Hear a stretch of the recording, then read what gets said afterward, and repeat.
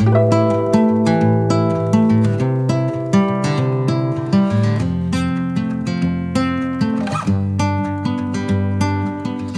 anyway, wonderful to be here in Argentina again. I think it's been, the pandemic, and then even before that, it's been a really long time, and this is one of my favorite places to come to hang out with everyone. So good to be back.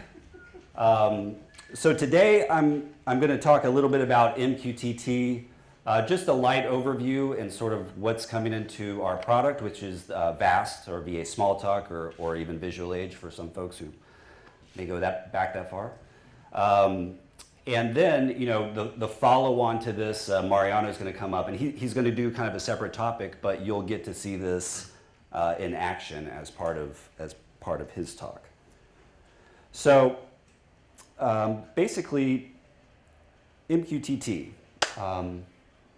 Well, let me back up one because I'm on a Mac now, so this is going to mess me up. Okay, so the MQTT. Yes, client for the enterprise, okay. Okay, so a little bit about the agenda. So we're going to cover off on just a little bit why MQTT, why is this something that you should care about. Just a little light introduction. It's by no means exhaustive, but just a little bit of kind of background about, where we're headed with it and how, compared to something like HTTP, how it might differentiate itself. I'll talk a little bit about the project background that we had in VAST when sort of evaluating how to bring it into the product. And so then I'll discuss a little bit about the implementation sort of details or layers there. And then finally some add-on pieces that aren't directly part of the MQTT specification, but they're additions that we'll be adding for our enterprise, primarily our enterprise customers, but any of them. Okay, so what is MQTT? Very simply put, it's a lightweight publish subscribe messaging protocol. So you'll hear pub sub. And basically, this was specifically designed for the Internet of Things. This was back in the late 90s, primarily driven by IBM, but also in conjunction with a lot of oil and gas companies. And so they had cellular networks, and they were looking for low bandwidth and sort of along with Internet of Things comes, low bandwidth and sort of intermittent connections and being able to handle that. And so basically, why MQTT? So the first thing is it's got sort of this this topic-based pub sub architecture, publish subscribe. And so one nice aspect about this is it really simplifies the players, and I'll tell you the players are, you basically have a list of publishers who, these publishers, when they hop on, they basically will publish data to a particular topic and then there's a bunch of subscribers who subscribe to topics, and so they'll get those updates based on the various topics.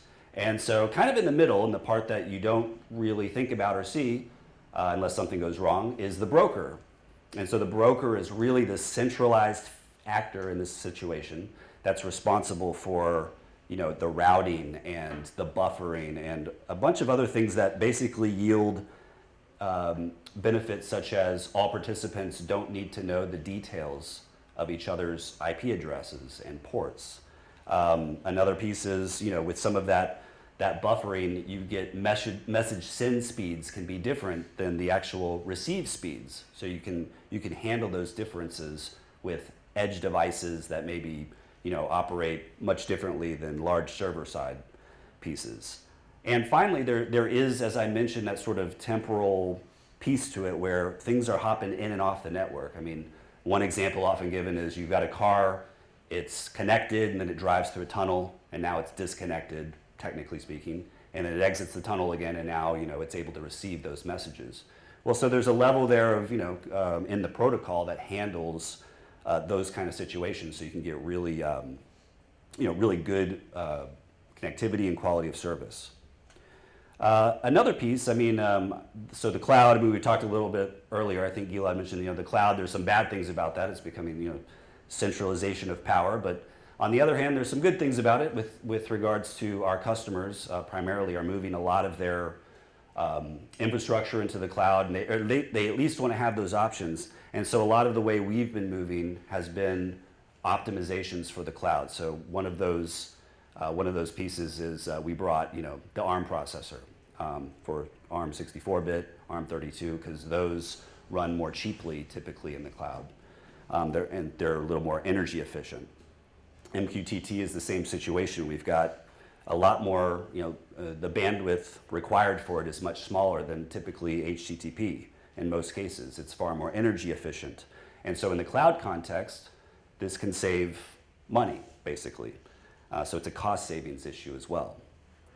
And finally, and this is something that's specific, to a lot of applications, but ours in particular, we have a lot of customers that use IBM MQSeries, which is kind of a close cousin to MQTT historically.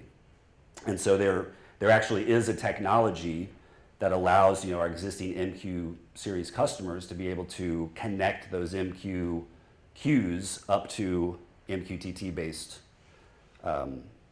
behavior. And so that's a product, IBM MQ telemetry. Okay, so now just a very light, and again, this isn't going to do complete justice for MQTT, but I just want to highlight some specific pieces when we look at the specification. So the central figure here, there's a lot of, the specification defines a lot of ways to encode data and these kinds of things, but essentially we have an MQTT packet. And that packet is kind of special in that it's got this very small, typically fixed header so this means that that's only, at the smallest is 2 bytes. So that means you can send lots of packets that carry meaningful information across, and just, some of these things are just 2 bytes, like if you're, some of the keep alive, ping pong type packets. And then, there's the second byte. So the first byte is really, it's kind of a control byte. It contains information about, maybe quality of service levels. Maybe it has just some different pieces of information. The message type, there's lots of different types of MQTT messages.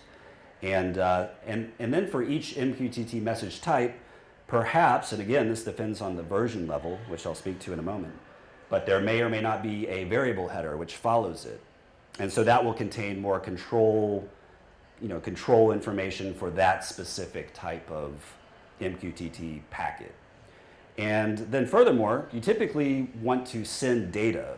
And so what makes MQTT packets interesting is that in MQTT, the protocol, is that this data, or the payload, is actually unstructured data. It's byte data. So kind of different from HTTP, where you're more sort of framed and sort of dealing with documents primarily, this kind of thing.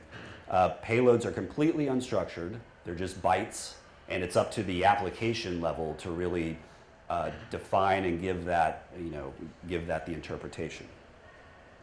And so MQTT packets can be, I believe, about 256 megabytes big, but usually in practice they're much smaller. So, even as small as, you have your little IoT device for light switches, and you switch it on, and now there's a packet that goes out for the value, 1 for on or 0 for off. But you can do a lot of other things as well. And then really I just want to point out one of the special features that is built right into the MQTT protocol itself is the really nice quality of service. And so there's actually 3 different levels of current version levels, which are, you can have your fastest kind. You're basically trading off speed for, quality of service, the higher quality of service levels. So if you just sort of want to fire and forget information, you can do it at quality of service level 0, and that's going to be your fastest choice. But again, it's just, you don't know if it arrived or not, or what the situation is.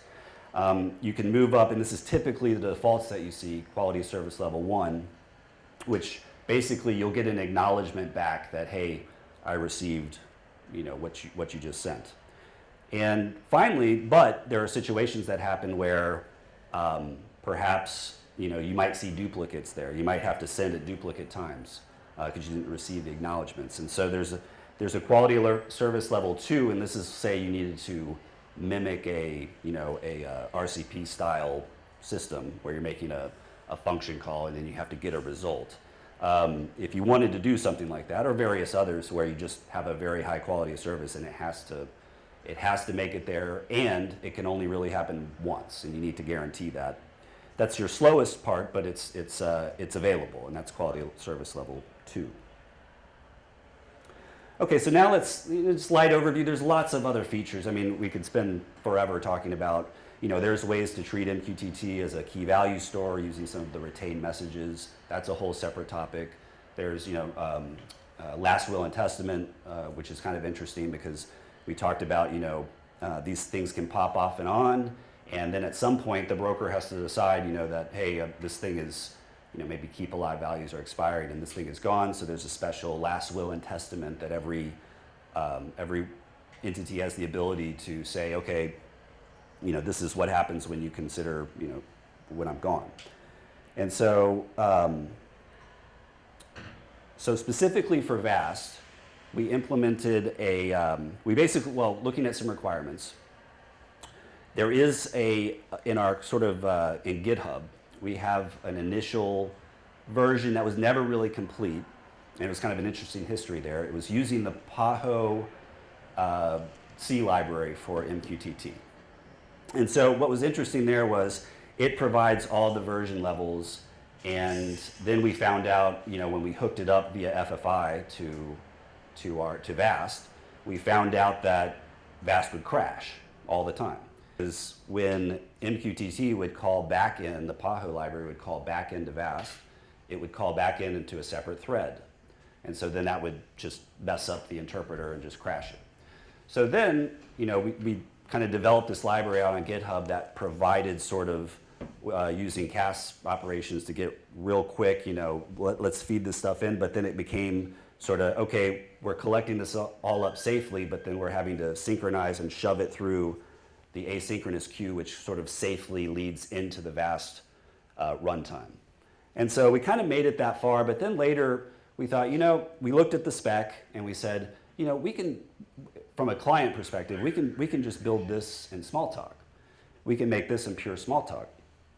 And so one of our requirements was we wanted this to support all the version levels in one framework. And you don't usually see that. You usually see folks first made, version 3, and then version 5 comes later, and it can be a pretty large rewrite because you're sort of having to read some things that had variable headers or didn't have them, now have them, or other things that make it sort of difficult. So we wanted sort of one framework that could capture all those details and any that would come later.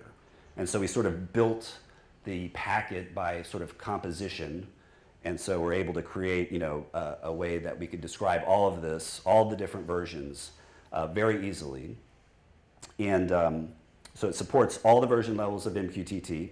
The next one is full Unicode integration. So we have a fairly new Unicode string, that string model that came into VAST last year. And we're starting to integrate that with our frameworks. And so I gave a talk about this at Camp Smalltalk, which defined more the sort of details and implementations behind it. But I recommend going to Esteban's talk on Friday because he's going to talk about some of that stuff, but he's also going to talk about, okay, here's what happens now when you introduce Unicode string into an existing environment that's been around since the 90s.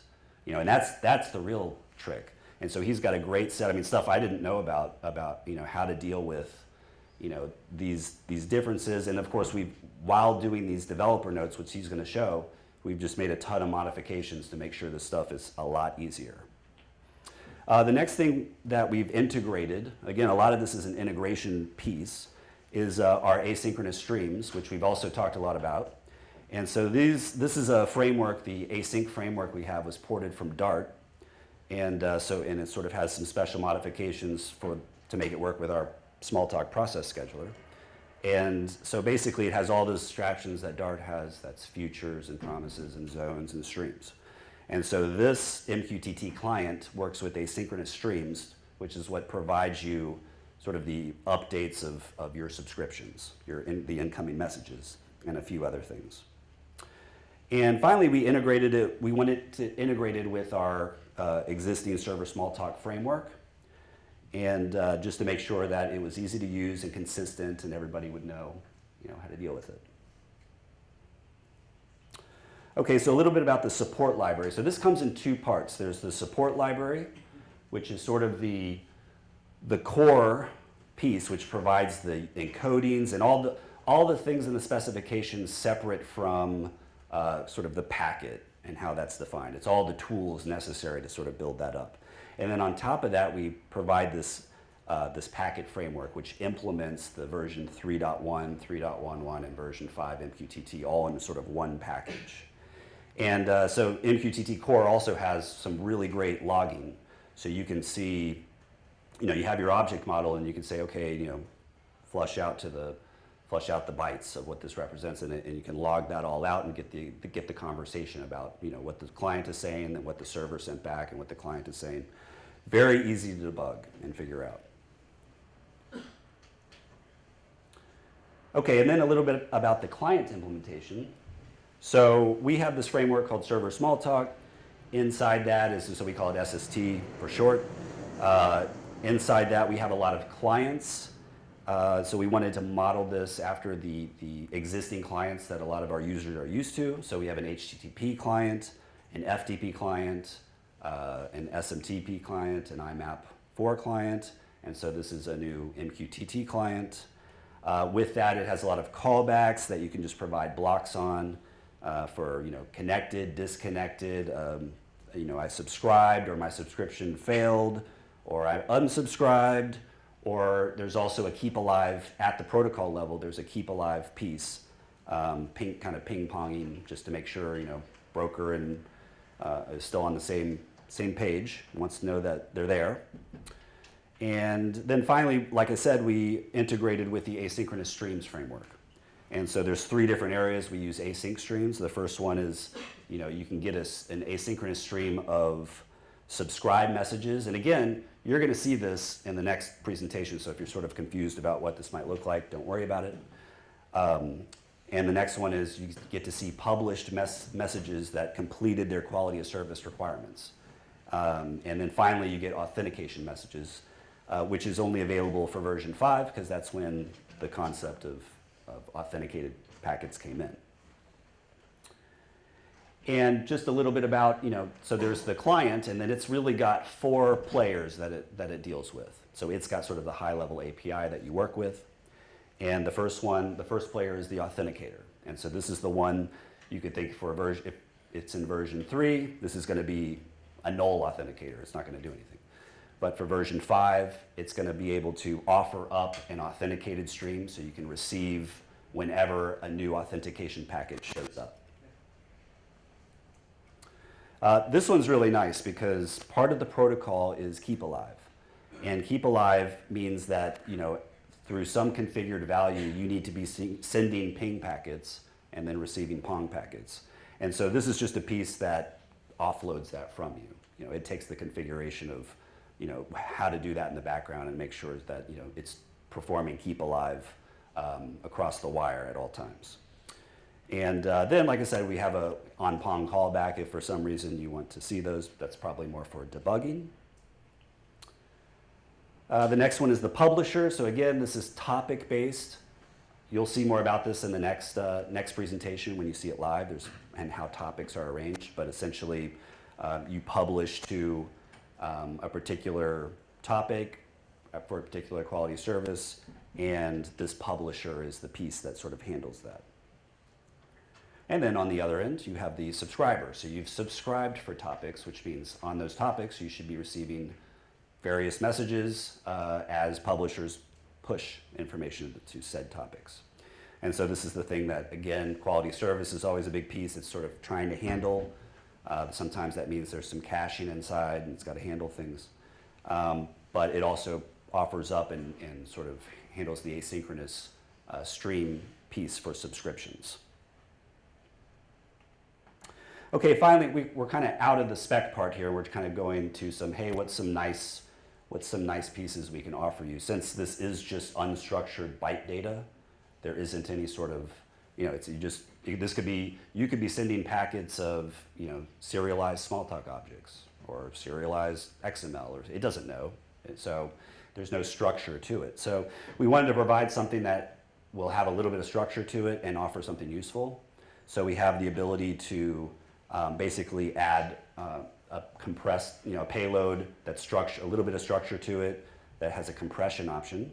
And you can use any of these compression schemes that we have. We have quite a few. In fact, when we ported the Dart's async framework, this is the piece we pushed back out to the Dart community, which is a package that's gotten pretty popular called ES_compression. And so it has it has our framework essentially for doing these compression schemes. And then the next one is to be able to encrypt this stuff end to end. Because remember, I said about the broker, the broker is a central player here, but he's also must be sort of a trusted player. And if you don't trust that player, then here's an option where you can provide a little bit more end-to-end style encryption. Now you could set this up at some point for sort of more public-private key usage. There's some good patterns out there for doing so. We're going to be offering, basically bridging our OpenSSL binding piece with this to give symmetric encryption. So all the players will have the keys, and this stuff, the payload will go through encrypted. And so therefore, once it goes through the broker could be, essentially untrusted at that point. And it kind of flows through and goes to the end pieces, which then decrypt it. Okay, so that's all I wanted to share with you for this. And like I said, just stick around for the next one because you're going to see this actually in action with Mariano's talk. But I can answer any questions. I know it wasn't the exhaustive overview, but if you've got some for me, I can try and answer them. I'll say a comment and then ask a question if I remember what the question is when I'm done. Okay. We went the opposite direction. So we started with a Smalltalk implementation of MQTT, and we ended up having lots and lots of processes, and it kind of overloaded our client. We decided to switch to PAHO. First with a symmetric, or the synchronous one, and then decided to go asynchronous. Yep. Had the same crashing problem. And so we got around that by making a DLL that turned those into Windows, send message calls. Yep. That's how we got around that. Yeah. And I think I was talking with John about that last night a bit. So we had something similar like that, and that's what that GitHub library is, where it sort of is able to take all those incoming threads, those native threads, and then kind of, the send message style gets it into the image, but also another path for us is the asynchronous message queue, which is doing the same. It's synchronous and it gets it in safely. Right. So as far as, I'm trying to think where I was going with PAHO. So one thing we did do though, and this kind of led to the change that we made. So if you're publishing something that is technically invalid, they say they're going to kill the socket. Do you do anything to actually try to detect that? Do you reconnect and then try to publish and it kills the socket again? Is there any? Oh, cool. Do you do anything to escape that loop? Okay. So my question was, or is, okay. That is high, it's a big detail, which is now Okay. flooded out. But it's a good question. Maybe offline, we can talk about it. Any other question? Do you want to make a question? Yeah. By MQTT. If he uses Facebook Messenger uses MQTT just with different Wow. They used to claim that was the largest MQTT application out there, but I don't know if that's still true. It might be, I don't think they will change that. Okay. Yeah. My colleague John mentioned that we had done the work in MQTT's in Smalltalk.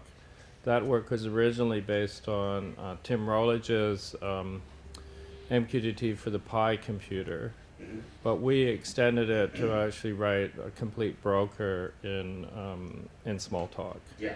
And if people want to look at that, there is a fork of that for Pharaoh that if you talk to Labware, open source MIT project that we've been working on.